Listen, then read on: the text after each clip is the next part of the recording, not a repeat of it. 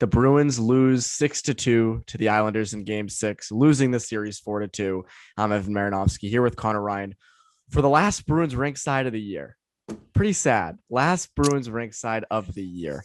Very, very unfortunate. And for Bruins fans, game 6 was a slow, painful death in that one. And there's a lot, as there is for every game in this series, there's a lot to take away from this game, from the series. We're going to refrain from looking at the whole series as much as possible because I would like to save that for Poke the Bear, which will come out. We'll have it come out. I'll put it out on Thursday. We'll put it out tomorrow. But I want to focus mainly on game 6 because there's a lot in game 6 that translated the whole series. And I think number one issue in game 6 was the turnovers. The turnovers killed you on the back end. And that was sort of the big issue throughout the series was the Bruins on the back end without Carlo, without Miller, weren't good enough. And in game 6, you saw it. Game 6, you saw it time and time again. The turnovers absolutely killed you. Connor, your thoughts? Yeah, I agree. I mean, I think we've talked about it before, but if you want to look at a real turning point in this series, people will talk about game 5 and the officiating, what have you, which hopefully after a game like this, that kind of gets put on the back burner because game 6 was the culmination of what I think was the turning point, which is losing Carlo and your defense just completely imploded. I mean, the discrepancy of how many net front, chances they were able to generate as opposed to you, I think was the biggest factor in this one. And whether it be Matt Grzelcyk having his worst game in years. That was his worst game I've ever seen him play. Yeah. I mean, it kind of reminds you of obviously the stakes aren't as high, but Marchand in game 7 against the Blues, I think that was his worst game in years too. That wasn't just that was an all-timer. That was an all-timer, a bad game from Grzelcyk. But again, he wasn't alone. The whole rest of the decor was exposed. And you can make an argument that's about how much this team had to rely on guys like Carlo and Miller, but it's also, I think, probably an indictment on this Bruins team and the decor they constructed that, it's not like you lost McAvoy and Marchand and you lose a series and go well, we lost our big guns. It's, those shouldn't be the guys that completely unravel your decor, or you should at least have guys, waiting in the wings that can give you more than what you saw in this series, where a team like the Islanders, who, as we said, it's not like you're playing the Tampa Bay Lightning or a Soviet team from the 70s, this high-powered offense. This team shouldn't be the one that's generating these chances against you. So to have the series end in a manner like this, where far too many gimmies, turnovers, I don't think Rask was that sharp in the game too.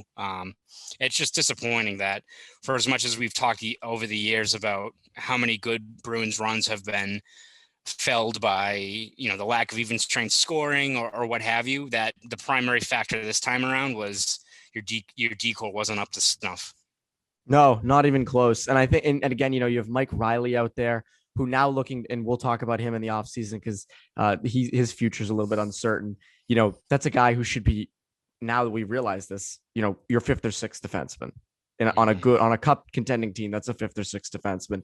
And you can go down the list. I mean, again, just guys getting beat, puck battles being lost, just the Islanders having free reign in front of the Bruins net. That was sort of the storyline of the series once Carlo was taken out. Shout out to NBC, by the way, for figuring that out. They couldn't figure out a lot in this series, but they did figure that out at one point. I forget who said it. Someone said, that was the turning point in the series. And they were right.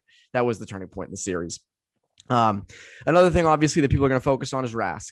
As always in these elimination games, definitely was not his best game. Also is hurt. Says he's going to need probably, surgery is definitely a possibility, which means it's probably going to happen. Wouldn't give the info on his injury. Didn't want that to be the headline after this game. Said he'll give it out in the exit meetings whenever those take place.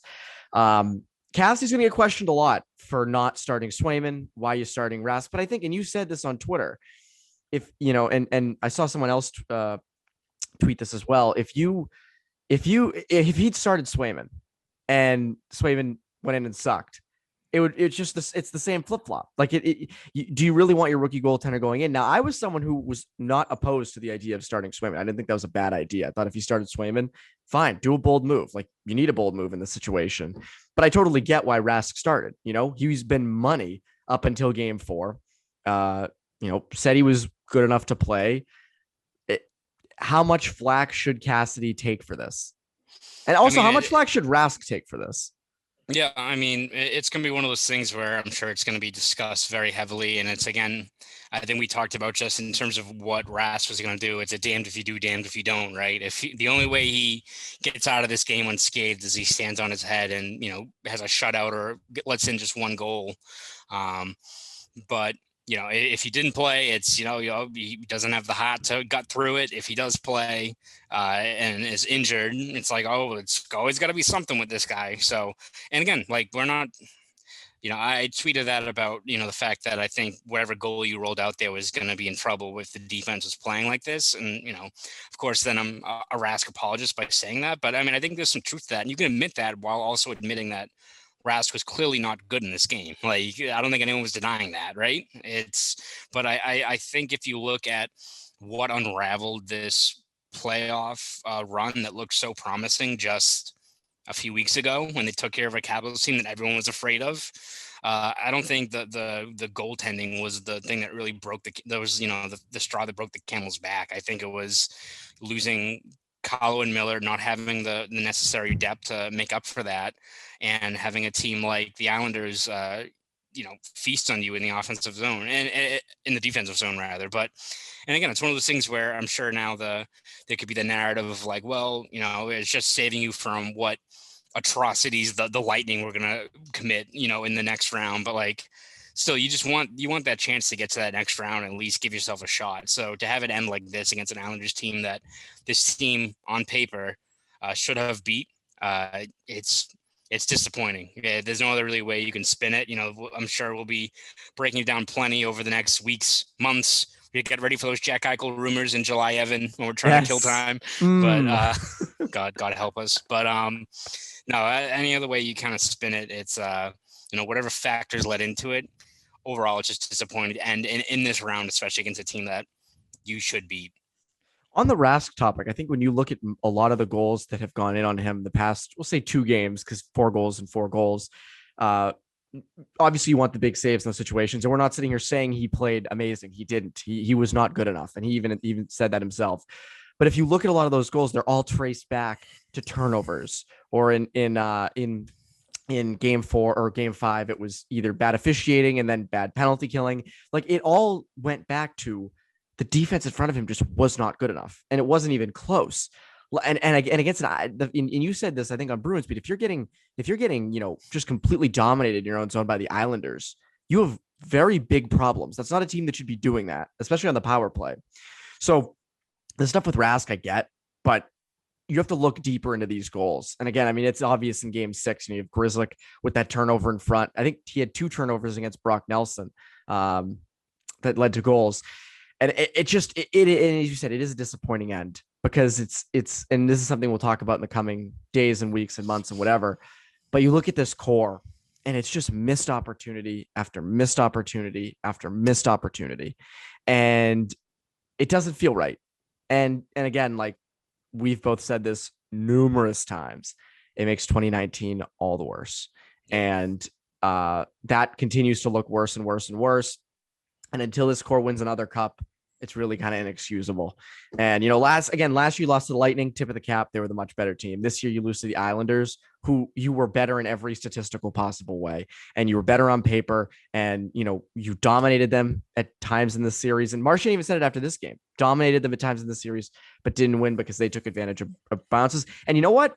Maybe the Islanders are the team that beats the Lightning somehow, some way. Like that team, like the Bruins were not going to beat the Lightning. I already had that booked.